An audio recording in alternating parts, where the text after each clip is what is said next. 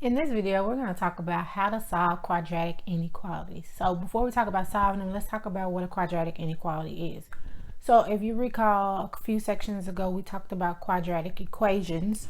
And quadratic equations were equations of the form ax squared plus bx plus c equals 0.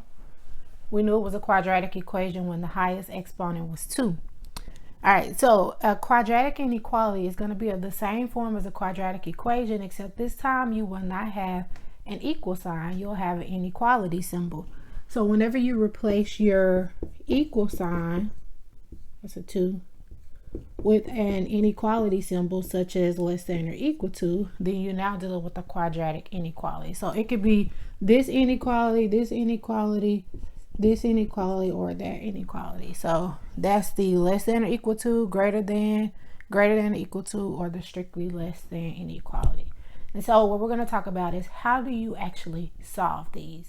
So there are 3 steps to solve quadratic inequalities. The first thing you want to do is solve it as if it was a quadratic equation. So replace the inequality sign with equal sign and solve that quadratic equation. The second thing you want to do is use those solutions to break your number line into disjoint intervals where the intervals don't overlap. And then the third thing you want to do is pick a number in each interval and test the value to see if it gives you a true or a false statement in the original inequality. Once you go through those 3 steps, you want to take the intervals that give you true statements, and that will be your solution. So let's work some examples. So for example 1, we want to solve this quadratic inequality. X squared minus x minus 12 is less than 0. We know it's a quadratic because the highest exponent is 2, and we know it's an inequality because we have an inequality symbol. So the first thing we want to do is solve the quadratic equation. Basically, we want to figure out what values of x will actually make this equal 0. So step 1, we want to take our quadratic and set it equal to 0, and we want to solve it. And you can solve this using any of the methods that you've learned to solve quadratic equations. I'm actually going to solve this one by factoring. So in order to factor this, I need to find factors of this last term, negative 12, that adds to the coefficient of x, which is negative 1. So I need 2 numbers that multiply to give me negative 12, but when I add them together, I get negative 1. Well, I know 4 times 3 gives me 12. I want it to be negative, and I want to be able to get a negative 1 when I add them together. So I'm going to put the negative on the 4. Negative 4 times 3 is negative 12, and negative 4 plus 3 is negative 1. So that means this factors into x minus 4, x plus 3. So I have 2 things that multiply to give me 0. So that means one of these equals 0. So I take them and set them both equal to 0. Add 4 to both sides here. I get x equal to 4. Subtract 3 from both sides here. I get x equal to negative 3. So this is just step 1. This is not the solution. These are just the values. So 4 and negative 3 are the values that make this quadratic equal to 0. So now for step 2, I'm going to take the 2 solutions I just got, 4 and negative 3, and I'm going to put them on a number line. So here's my number line. And negative 3 will be here, and 4 will be here. And I'm going to use these numbers to break my number line down into disjoint intervals. So my first interval, once we take these numbers and break the number line down into intervals, will be from negative infinity to negative 3. So if I write my intervals, my first one will be negative infinity to negative 3. Since there is no line underneath the inequality, which means you don't want the values for when it equals 0. I mean, you don't want to include those values, negative 3 and 4. Then my second interval will be this interval in between. So from negative 3 to 4, that will be my second interval. And then my third disjoint interval will be this interval on the outside here, which is from 4 to infinity. So we took the values that make the quadratic equation 0. We put them on the number line, and we use the number line and those values to break our number line down into disjoint intervals. So that's step 2. So now for step 4, I want to pick a number in each of these intervals, and I want to test that value in the interval. So I'll call this my test value. So basically, I want to pick a number that is less than negative 3. So I'm just going to pick negative 4. I want to pick a number that's between negative 3 and 4. I'll pick 0. Whenever I could pick 0, I'm going to always pick 0. And then I want to pick a number that's bigger than 4, so I'll pick 5. Alrighty, so what I want to do is I want to take that value and I want to plug it in to the original inequality. But I'm going to plug it, since I factored this inequality factored to x minus 4, x plus 3. I'm going to rewrite this inequality in its factor form. Now you can most definitely plug it into this one, but to make it a little bit easier, I'm going to plug it into the factored form. So I'm going to plug -4. So this is where I test, and I want to know if it's true or false. So I have T or F here for true or false. So I'm going to plug in -4 everywhere there's an x. And I want to know, does that come out to be less than 0? So -4 minus 4 is -8. -4 plus 3 is -1. -8 times -1 is a +8. 8 less than 0? No, 8 is not less than 0, so that's false. I'll do the same thing with 0. Everywhere there's an x here, I'm going to replace it with a 0. 0 minus 4 is -4. 0 plus 3 is 3. That's -12. Is -12 less than 0? Yes, it is. So that comes out to be a true statement. The next one, I'm going to plug in 5 everywhere there's an x.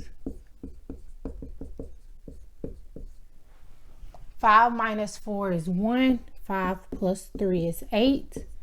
8 times 1 is 8. Is 8 less than 0? No, 8 is not less than 0. So that's a false statement. So my solution is all of the intervals that give me a true statement. And the only interval that gives me a true statement is this interval right here. So -3, 4 is my solution. -3, 4 is the solution because it gives me a true statement. So that means every value in between -3 and 4, not including -3 and 4, will be a solution to this quadratic inequality. Alrighty, for example 2, we want to solve 2x squared plus 5x minus 12 greater than or equal to 0. So this is a quadratic inequality because the highest exponent is 2 and your equation or your equal sign is replaced with the inequality symbol. So the first thing we want to do, step 1, is we want to solve this quadratic equation. So we want to rewrite this as a quadratic equation, and basically what we're trying to do is figure out what are the values of x that will make this equation equal to 0. So in order to solve this, you can use any of the methods for solving quadratic equations, but I'm actually going to use the method of factoring. So I'm going to do the modified AC method. So A is 2, C is -12. Multiply those together, you get -24. And so I want to take factors of -24 that add to the middle term, 5. So what are two numbers that when you multiply them together you get -24, but when you add them together you get 5? I'm going to go with 8 and 3 and make the 3 negative, because 8 times 3 is -24 and 8 plus a -3 is +5. So this will factor into x plus 8, x minus 3, but because there was a number in front, that 2, you have to divide each of these by 2. So this actually factors into x plus 4 and x minus 3/2. And this is equal to 0, so I got to put my equal 0.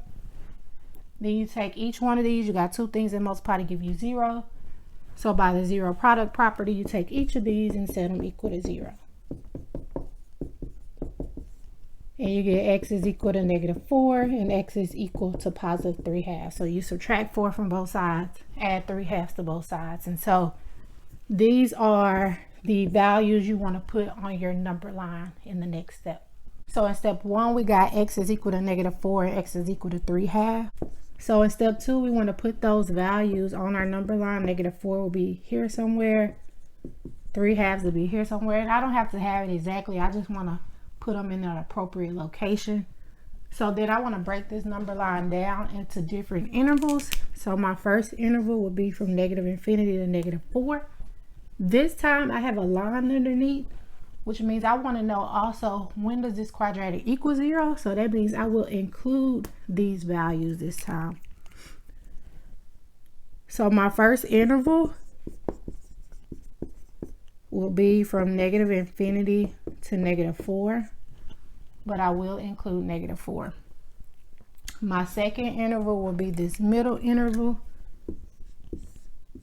from negative 4 to 3/2. And then my last interval will be this interval on the end, which will be from 3/2 to infinity. So these are my 3 intervals that those 2 numbers break the number line down into. So the next thing I want to do is pick test points. I want to pick a test point for each interval for step 2. So I'm going to pick my test points. I need a number less than negative 4, say negative 5. I need a number between negative 4 and 3/2. 0 is in there. Remember, whenever I could pick 0, I'm going to pick 0 because it's easy to plug in. Then I need a number bigger than 3/2. 3/2 is 1.5. So any number bigger than 1.5, and I'm just going to pick 2. And I want to take each of those values. Remember, I want to plug them into the original inequality. But since I factored it, I want to use the factored form of that inequality. This factored into earlier, we factored it. It was x plus 4, x minus 3/2. So I want to use the factored form of that. So so I want to know if this is true or false when I plug it in. So wherever there was an x in that factor form, I'm going to replace it with the negative 5. So negative 5 plus 4 and negative 5 minus 3/2. And I want to know, is that greater than or equal to 0? Negative 5 plus 4 is negative 1. Negative 5 minus 3/2. If I make this a fraction, that's negative 10/2. Negative 10/2 minus 3/2 is negative 13/2. Negative 1 times negative 13/2 is 13/2. And is that bigger than or, and that's a 2. Let me erase that and write it correctly. Is that greater than or equal to 0? Yes, it is. So that gives me a true statement. Do the same thing here. Plug in 0 everywhere there's an x. And I want to know, is that going to be greater than or equal to 0? That's 4 times a negative 3/2. 4 times a negative 3/2 is negative 12/2, which is negative 6. Is negative 6 greater than or equal to 0? Nope, it's not. That is false. And so the next one is I want to plug in 2 everywhere there's an x. And I want to know, is that greater than or equal to 0? 2 plus 4 is 6. 2 minus 3/2 is a 1/2. And that's 3. Is 3 greater than or equal to 0? Yes, 3 is greater than or equal to 0. So that comes out to be a true statement. So my solution will be the intervals that give me true statements, which in this case, that is this interval and this interval. So I have more than one interval this time. So I'll write those 2 intervals together, but I'll combine them by putting a u in between. So it's this interval union that interval. So this is my final solution right here to this inequality. So this is how you solve quadratic inequalities. You have to first solve the quadratic equation, take those values, put them on a number line, break it down into intervals, and then pick numbers in each interval and test it. You want the true intervals, or the intervals that give you true statements. That's your final solution. If you have any questions whatsoever about anything that I covered, please put them in the comments below. If this video helped you, hit the like button, and if you haven't already, make sure you subscribe to the channel so that you can get more algebra content or math related content. And thanks for tuning in, and I will see you all in the next video.